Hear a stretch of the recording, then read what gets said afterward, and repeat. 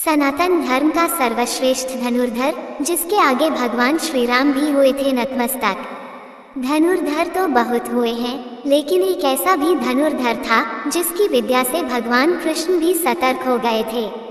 एक ऐसा भी धनुर्धर था जिसको लेकर द्रोणाचार्य चिंतित हो गए थे, और एक ऐसा भी धनुर्धर था जो अपने एक ही बाण से दुश्मन सेना के रथ को कई गज दूर फेंक देता था।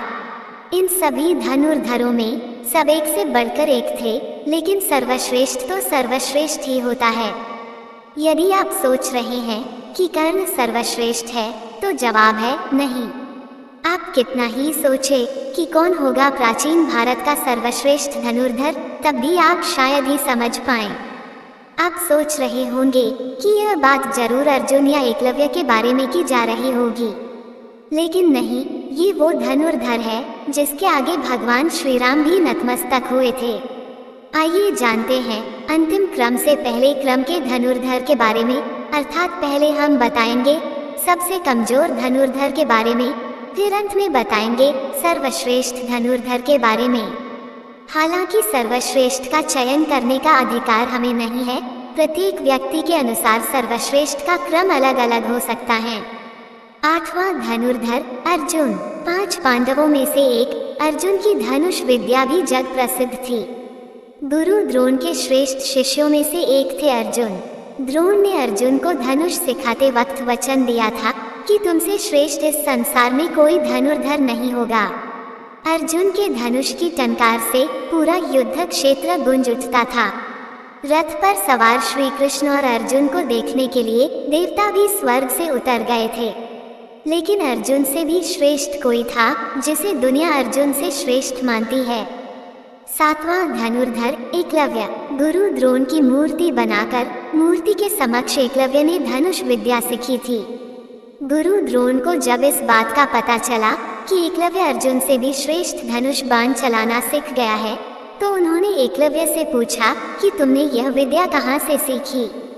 इस पर एकलव्य ने कहा, गुरुवर, मैंने आपको ही गुरु मानकर आपकी मूर्ति के समक्ष इस विद्या को हासिल किया है। इस बात पर द्रोण ने कहा कि तब तो हम गुरु दक्षिणा के हकदार हैं।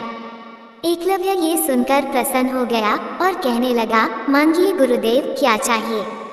द्रोण ने कहा कि तुम जिस हाथ से प्रत्यंचा चढ़ाते हो, मुझे उस हाथ का अंगूठा चाहिए। अर्जुन को दिए वचन की रक्षा के लिए ही उन्होंने एकलव्य से उसका अंगूठा मांग लिया था।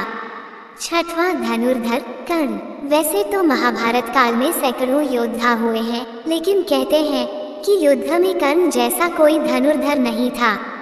कवच और कुंडल नहीं उतरवाते तो कर्ण को मारना असंभव था। कर्ण के अर्जुन और एकलव्य से श्रेष्ठ धनुर्धर होने का प्रमाण यह है कि कर्ण के तीर की गति इतनी प्रबल थी कि जब वे तीर चलाते थे और उनका तीर अर्जुन के रथ पर लग जाता था, तो रथ पीछे की ओर कुछ दूरी तक खिसक जाता था।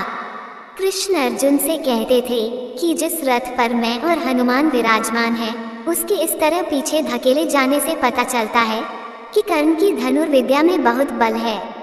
5वां धनुर्धर बर्बरीक। बर्बरीक महाभारत काल का सर्वश्रेष्ठ धनुर्धर था।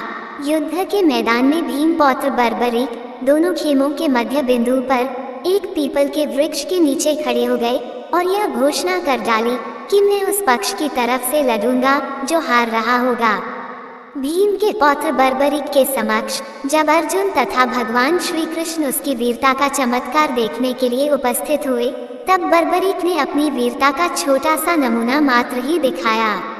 कृष्ण ने कहा कि यह जो वृक्ष है, इसके सारे पत्तों को एक ही तीर से छेद दो तो मैं मान जाऊंगा कि तुमसे बड़ा कोई धनुर्धर नहीं।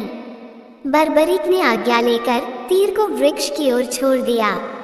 जब तीर एक एक कर सारे पत्तों को छेदता जा रहा था, उसी दौरान एक पत्ता टूटकर नीचे गिर पड़ा।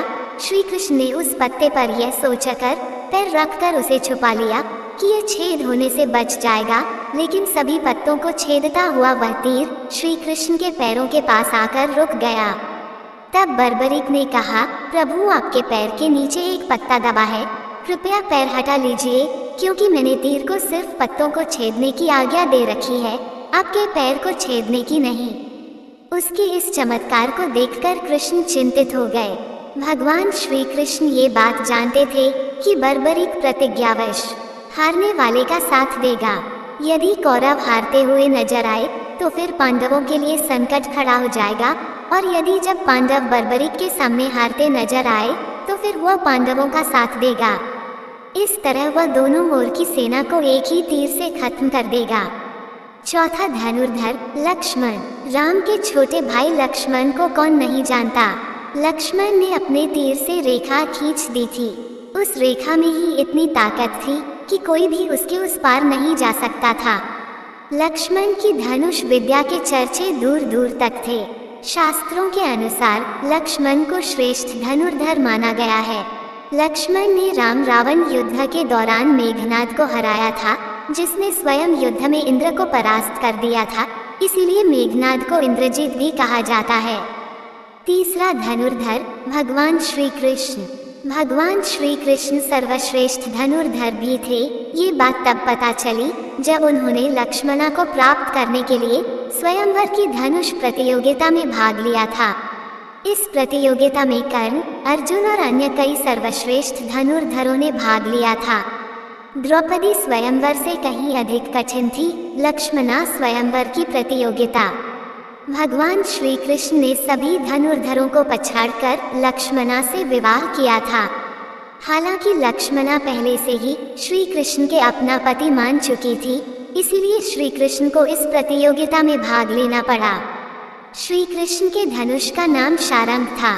दूसरा, धनुर्धर भगवान श्री राम। एक बार समुद्र पार करने का जब कोई मार्ग नहीं समझ में आया तो भगवान श्री राम ने समुद्र को अपने तीर से सुखाने की सोची, और उन्होंने तरकश से अपना तीर निकाला ही था और प्रत्यंचा पर चढ़ाया ही था कि समुद्र के देवता प्रकट हो गए और उनसे प्रार्थना करने लगे थे। भगवान श्री राम को सर्वश्रेष्ठ धनुर्धर माना जाता है। हालांकि उन्होंने अपने धनुष और बाण का उपयोग बहुत ही मुश्किल वक्त में ही किया। अब जानिए कौन है सर्वश्रेष्ठ धनुर्धर। सबसे बड़ा धनुर्धर भगवान शंकर अर्थात शिव जी को माना जाता है, जिनके आगे भगवान श्री राम भी नतमस्तक हुए थे। संपूर्ण धर्म, योग और विद्याओं की शुरुआत भगवान शंकर से होती है और उसका अंत भी उन्हीं पर होता है। भगवान शंकर ने इस धनुष से त्रिपुरासुर को मारा था। त्रिपुरासुर अर्थात 3 महाशक्तिशाली और ब्रह्मा से अमरता का वरदान प्राप्त असुर थे। शिव ने जिस धनुष को बनाया था उसकी टंकार से ही बादल फट जाते थे और पर्वत हिलने लगते थे। ऐसा लगता था मानो भूकंप आ गया हो। ये धनुष बहुत ही शक्तिशाली था।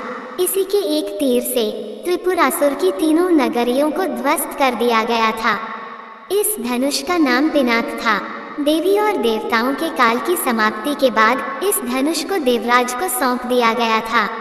उल्लेखनीय है कि राजा दक्ष के यज्ञ में यज्ञ का भाग शिव को नहीं देने के कारण भगवान शिव बहुत क्रोधित हो गए थे और उन्होंने सभी देवताओं को अपने पिनाक धनुष से नष्ट करने की ठानी। एक टंकार से धरती का वातावरण भयानक हो गया। बड़ी मुश्किल से उनका क्रोध शांत किया गया। तब उन्होंने ये धनुष देवताओं को दे दिया। देवताओं ने इसे राजा जनक के पूर्वज देवराज को दे दिया। राजा जनक के पूर्वजों में निमि के ज्येष्ठ पुत्र देवराज थे। शिव धनुष उन्हीं की धरोहर स्वरूप राजा जनक के पास सुरक्षित था। इस धनुष को भगवान शंकर ने स्वयं अपने हाथों से बनाया था। उनकी इस विशालकाय धनुष को कोई भी उठाने की क्षमता नहीं रखता था, लेकिन भगवान राम ने इसे उठाकर इसकी प्रत्यंचा चढ़ाई और इसे एक झटके में तोड़ दिया। बोलो प्रभु श्री राम की जय। कोई है वही जो राम रची राखा, को करे तर्क।